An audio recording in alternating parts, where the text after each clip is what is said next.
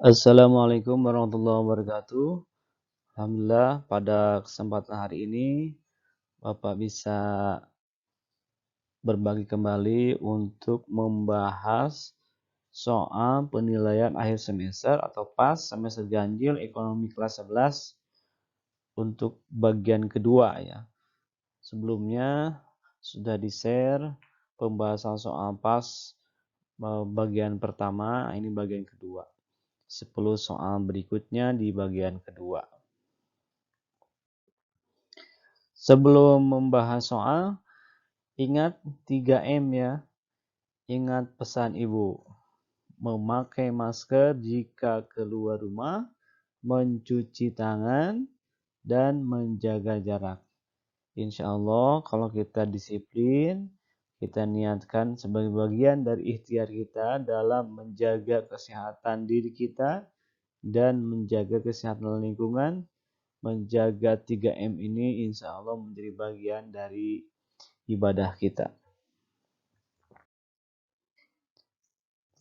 Nah, kita masuk ke soal yang pertama.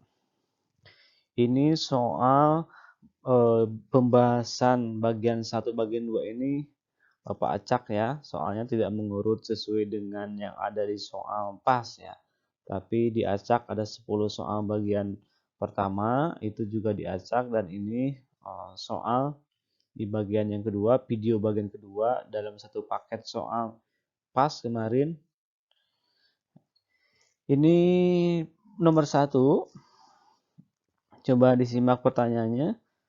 Pernyataan berikut yang menggambarkan pengertian pertumbuhan ekonomi adalah, ingat pertumbuhan dengan pembangunan itu bedanya kalau pembangunan bersifat kualitatif, ada perubahan struktur ekonomi, ya, memperhatikan aspek pemerataan. Nah, itu kalau pembangunan. Jadi dari A, B, C, D, E ini ada sebagian yang sesungguhnya itu bagian dari pembangunan, ada yang memang itu terkait dengan pertumbuhan. Yang A, kenaikan output produksi yang disertai dengan perubahan struktur. Nah, kalau itu adalah pembangunan. Ada perubahan struktur ekonomi dari agraris ke industri, dari persawahan ke pabrik, itu pembangunan. Yang B-nya perubahan keadaan ekonomi yang disertai dengan pemerataan. Nah, kalau pemerataan orientasinya itu dari pembangunan. Yang C, kenaikan polusi berupa penelitian sehingga masyarakat luar negeri. Nah, ini masyarakat luar negeri ya. Nah, ini juga bukan pertumbuhan. Yang D, kenaikan output produksi berupa barang dan jasa yang dihasilkan masyarakat suatu negara selama 1 tahun. Nah, itu dia jawabannya. Jadi kalau bicara pertumbuhan berarti jawabannya D. Kalau yang E itu adalah pembangunan ekonomi. Jadi soal nomor 1 ini jawabannya adalah D ya. Kenaikan output produksi berupa barang dan jasa yang dihasilkan masyarakat suatu negara selama 1 tahun. Itu pertumbuhan ekonomi. Nah, berikutnya soal nomor 2, ini perhitungan. Intinya ini bertanya tentang pendapatan per kapita. Nah, pendapatan per kapita intinya. Nah, kita pernah belajar dalam bab 1. Nah, ini yang ditanyakan intinya pendapatan per kapita. Kita sudah belajar di bab 1 tentang pendapatan nasional, distribusi pendapatan nasional sampai dengan pendapatan per kapita. Pendapatan per kapita itu rumusnya adalah pendapatan nasional ya dibagi dengan jumlah penduduk, ya dibagi dengan jumlah penduduk ini. Jadi ini perintah di soalnya, urutkan negara pendapatan per kapita dari yang tertinggi sampai yang terendah. Jadi urutkan negara berdasarkan pendapatan per kapita dari yang tertinggi sampai yang terendah. Nah, tentu kita hitung dulu semuanya. Nah, di sini diberikan tabel di sini. Cara ngitungnya pendapatan nasional dibagi dengan jumlah penduduknya. Jadi 120 dibagi dengan 90. 125 dibagi dengan 100 terus sampai dengan 115 dibagi dengan 95.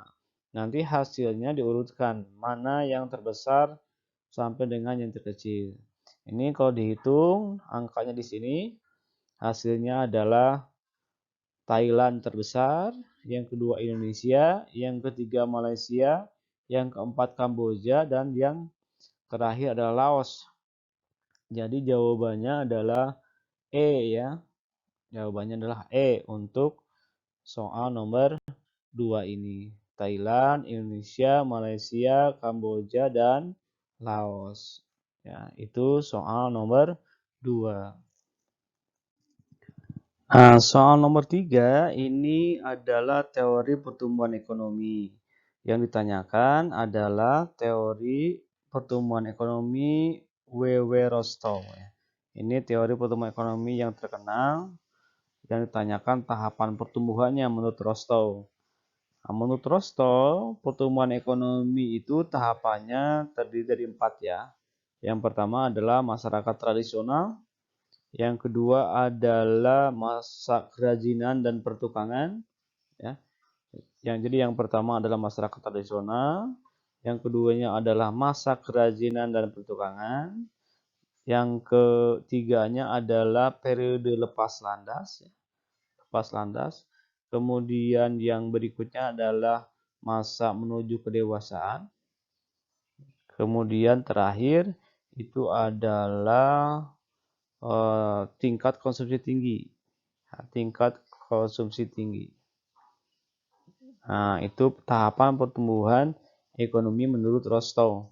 Berarti yang jawabannya ini apa? Nah, yang jawabannya sesuai yang penjelasan barusan adalah D. Ya, D. Jadi jawabannya nomor 3 itu adalah D.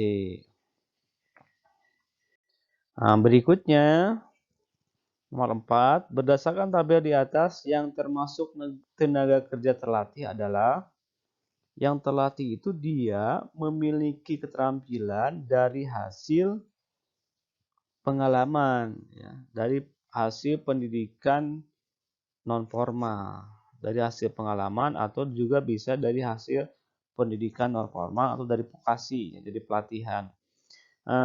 Dari pekerjaan-pekerjaan ini yang dia memiliki keahlian dari hasil pengalaman atau bisa juga dari pendidikan non formal, ya, hasil pelatihan-pelatihan kursus itu adalah pelukis, kemudian teknisi, kemudian montir tentu ya, montir.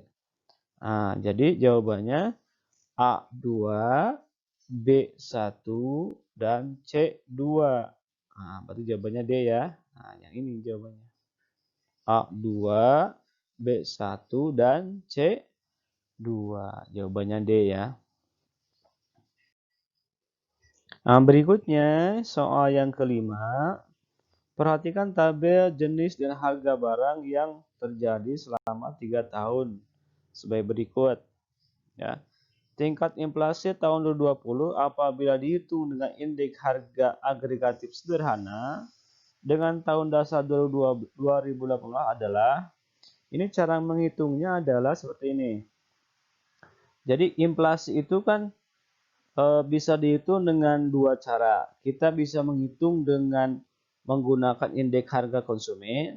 Yang kedua, kita bisa menghitung dengan menggunakan JMP deflator. Silakan simak lagi video yang pernah saya share yang menjelaskan tentang tata cara perhitungan inflasi. Ada videonya di YouTube. Nah, ini yang ditanyakan adalah inflasi dengan menggunakan indeks harga. Nah, berarti kita hitung dulu indeks harganya, karena di sini nggak muncul indeks harganya kan. Nah, ada beberapa metode perhitungan indeks harga. Ini yang diminta oleh soal adalah indeks harga agregatif sederhana. Jadi mudah ya. Mudah. Cara menghitungnya gimana? Cara menghitung indeks harga agregatif sederhana itu adalah PN dibagi dengan P0.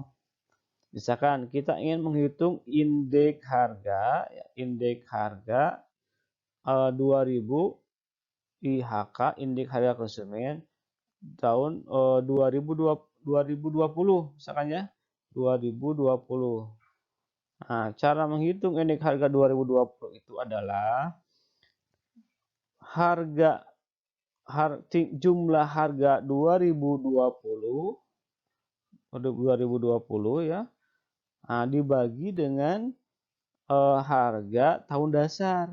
Ini di soal tahun harga dasar 2018 berarti dibagi dengan harga 2018 ya. Nah, apakah 6.500 dibagi dengan 5.500 atau bagaimana? Tidak, kita jumlahin dulu. Ini 2020 65 tambah 45 tambah 72 totalkan di sini berapa? Ini 2019 juga sama, totalkan berapa ke bawah? 2018 juga sama. Jadi nanti di sini hasilnya masukkan ya jumlah total tahun 2020, di sini berapa jumlah totalnya dibagi dengan jumlah total 2018, jumlah total harga di sini. Nah, itu nanti hasilnya adalah IHK 2020. Kemudian kita hitung juga IHK 2019. Karena kan nanti inflasi 2020 itu dihitung dengan cara IHK ya. IHK tahun 2020 dikurangi dengan IHK tahun IHK tahun 2019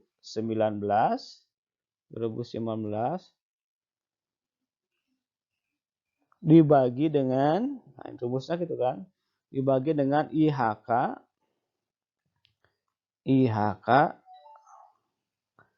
tahun 2019. Nah, tadi sudah kita hitung IHK 2020. Jumlah harga 2020 dibagi dengan jumlah harga 2018. Itu untuk menghitung IHK 2020.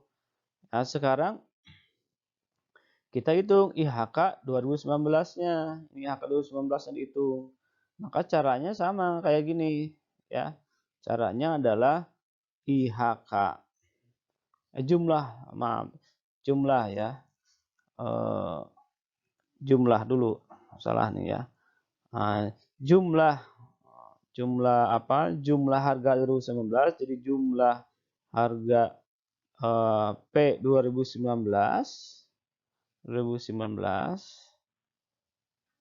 dibagi dengan jumlah harga P price ya 2018. Kenapa 2018? Karena tahun dasarnya 2018 di soalnya. Jadi ini 2018 tuh ketika menghitung IHK 2020. Ketika menghitung IHK 2019 juga tahun dasarnya adalah 2018. Nanti hasilnya tinggal dimasukkan. Jadi jumlah total kolom ini di sini ada jumlah totalnya berapa dibagi dengan jumlah total kolom di sini. Nanti hasilnya berapa di sini.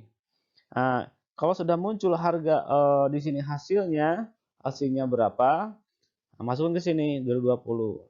Kalau di sini sudah muncul IHK 2019 berapa? Masukkan di sini, masukkan juga di bawahnya dikali 100 ya, supaya persentase kan inflasi itu dalam bentuk persen. Nah, nanti jawabannya adalah D. Jawabannya adalah D.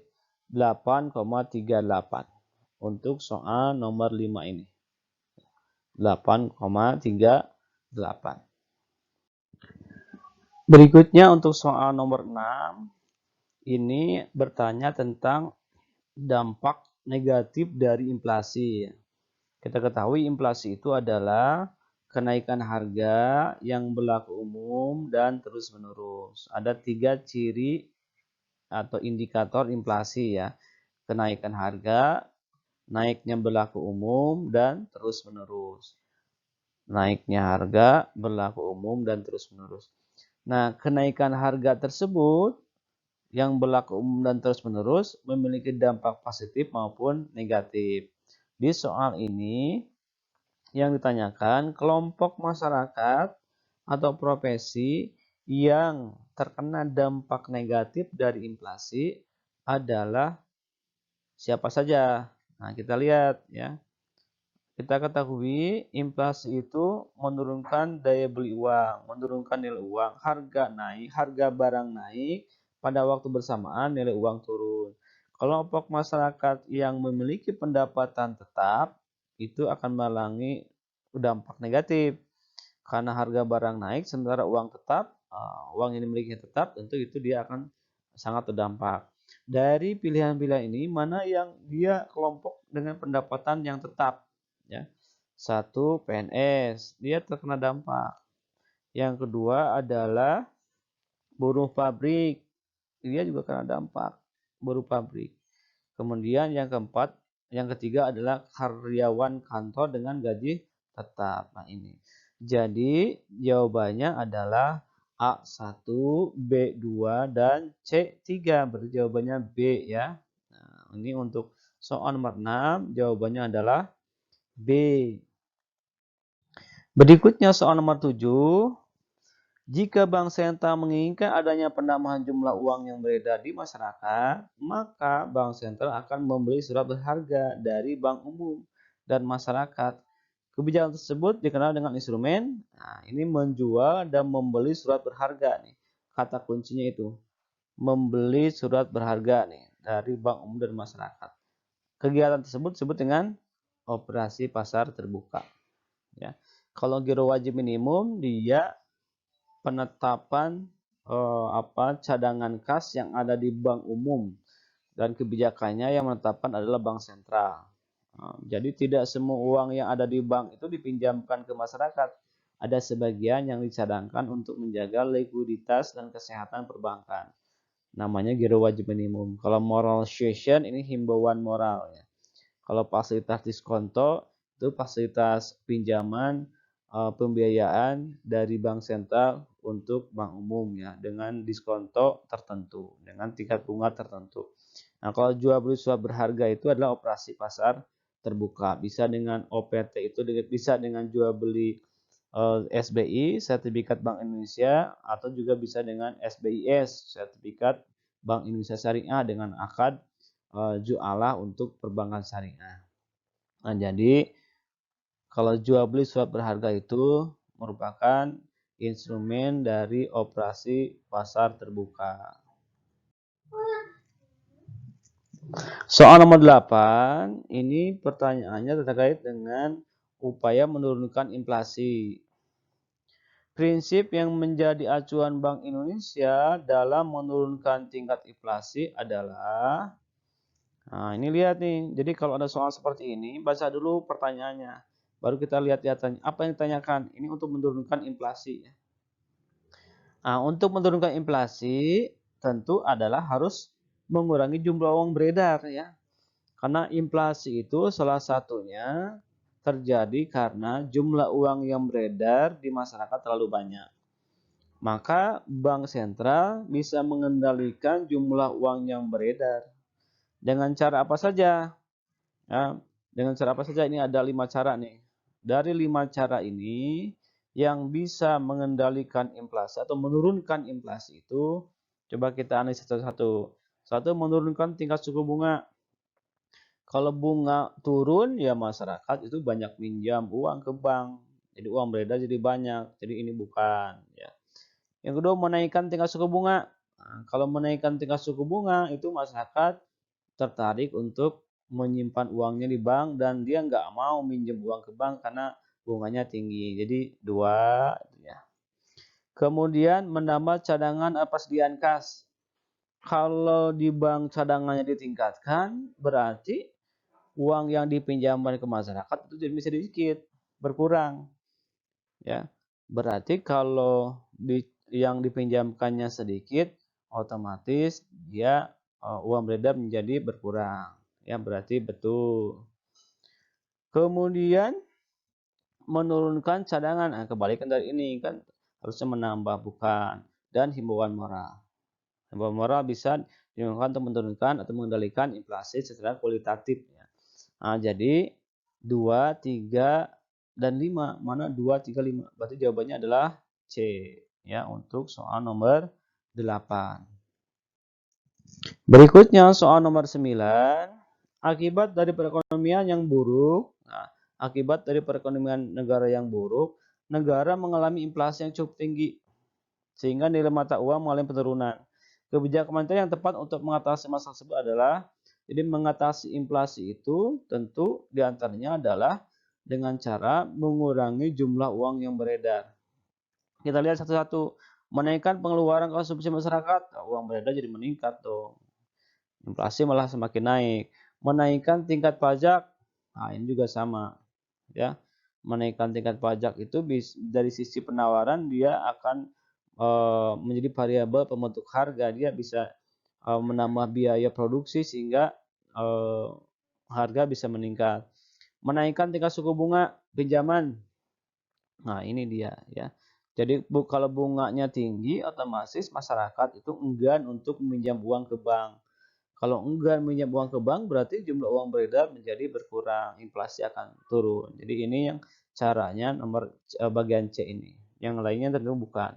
Jadi nomor 9 jawabannya adalah C ya. Intinya menurunkan inflasi itu harus ada langkah-langkah dari bank sentral untuk mengurangi jumlah uang yang beredar. Nah, dari soal ini yang bisa dari pilihan ini yang bisa menyebabkan uang beredar berkurang itu adalah ini. Menaikkan tingkat suku bunga pinjaman sehingga masyarakat enggan untuk pinjam. Dengan demikian berarti uang beredar itu akan berkurang, inflasi akan turun. Terakhir, nomor 10, ini yang ditanyakan kebijakan fiskal. Ya, materi di bab terakhir semester ganjil itu kan terkait dengan kebijakan moneter dan kebijakan fiskal. Nah, ini satu soal ini terkait dengan kebijakan fiskal. Kebijakan fiskal. Kebijakan fiskal itu adalah kebijakan pemerintah untuk mempengaruhi perekonomian atau untuk menstabilkan perekonomian dengan cara apa? Dengan cara mengatur pendapatan atau penerimaan dan belanja negara. Pendapatan negara itu terbesarnya dari pajak. Berarti kebijakan pemerintah untuk mengatur perpajakan itu adalah kebijakan fiskal ya. Kemudian kebijakan pemerintah untuk mengatur belanja negara juga itu kebijakan fiskal. Belanja itu bagian dari pengeluaran. Jadi belanja atau pengeluaran itu diatur melalui kebijakan fiskal.